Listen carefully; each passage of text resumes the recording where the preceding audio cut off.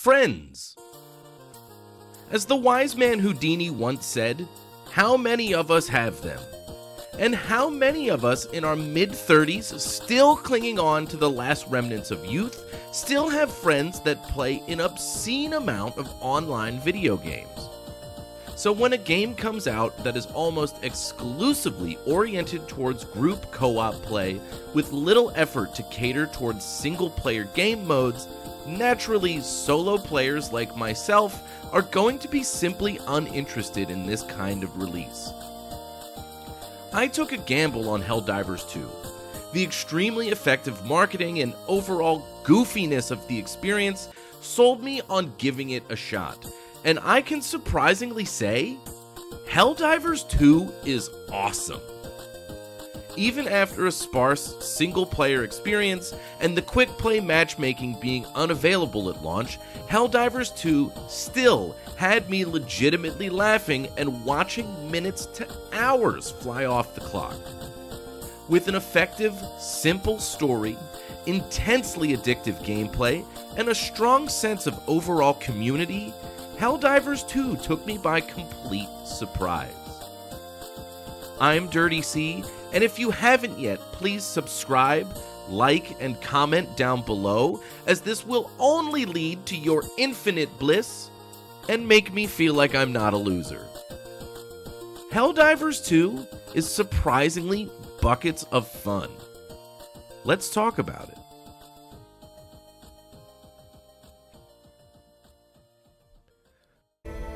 Super Earth, our home. Prosperity. Liberty. Hi there. Democracy. Our way of life. Oh, hello.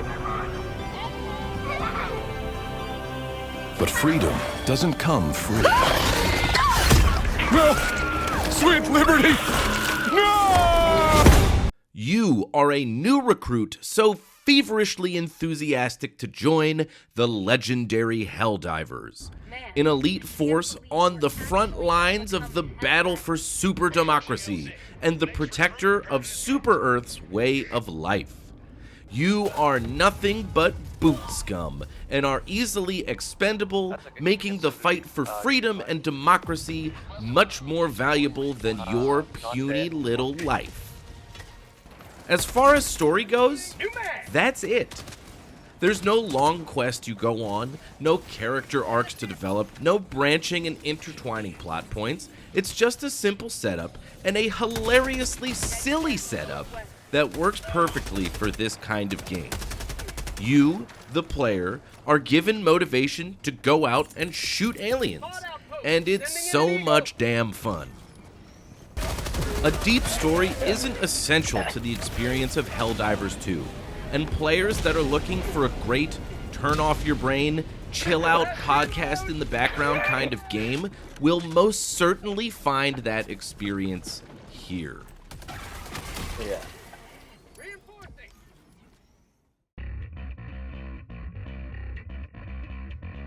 Helldivers 2 is an online co-op shooter. With a switch to a third-person perspective, the game doesn't really stretch too far from the standard over-the-shoulder third-person shooting experience. Squads are meant to pick a planet to liberate, choose from a variety of missions to complete, and are shipped out to stomp some alien scum and extract just in the nick of time. The shooting mechanics are great, with the ability to swap between third and first-person perspectives. Where the game really puts its own stamp on the genre is the new stratagem system it introduces. Players can call in support in the form of airstrikes, bombing runs, equipment resupplies, and heavy armaments to really take the chaos to a whole new level. This, coupled with the hilarious friendly fire mechanics, makes for some hilarious encounters. Hold a grenade too long and accidentally blow up you and your squad. Zone out and accidentally walk into a teammate's airstrike? These moments not only force the player to stay engaged and attentive in the gameplay, but also gives the game an atmosphere of hilariously chaotic fun. I can understand how some serious players might find this mechanic annoying, but as a casual, I personally loved it, and it truly made the game feel unique. Stratagems are by far the most effective means of taking on enemy hordes, and they can get pretty challenging at higher difficulties and really require some fluid team communication and planning. And this is where typically solo players are going to get turned off. The gameplay is very clearly designed with group play in mind.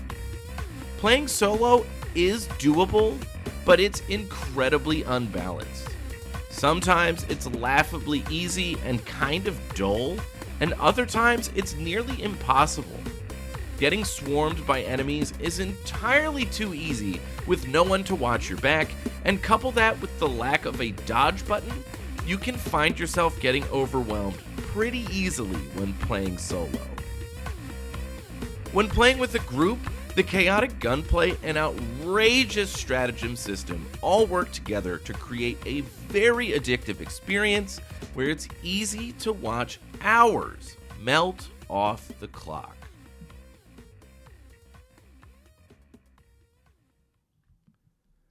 Helldivers 2 is set up to make you feel like you're part of a global community.